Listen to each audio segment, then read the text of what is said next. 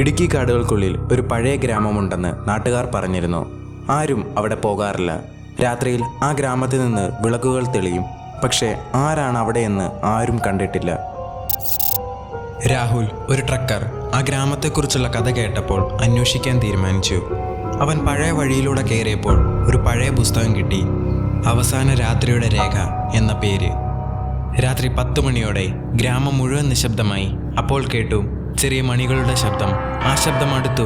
പിന്നെ പിന്നിൽ നിന്നൊരു കാറ്റ് വീശി. വെളിച്ചം കെടുത്തി പോകുമ്പോൾ വീടുകളുടെ മതിലുകളിൽ നിന്ന് നിഴലുകൾ പുറത്തേക്ക് കയറുന്നത് അവൻ കണ്ടു. അവയുടെ കണ്ണുകൾ തീ പോലെ കത്തുകയായിരുന്നു. രാഹുൽ കാട്ടിലൂടെ ഓടി.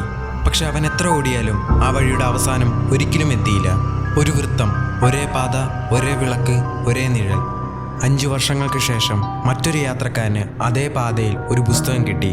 അതിൻ്റെ തലക്കെട്ട്, ഞാൻ ഇപ്പോഴും ഇവിടെ തന്നെയുണ്ട് രാഹുൽ.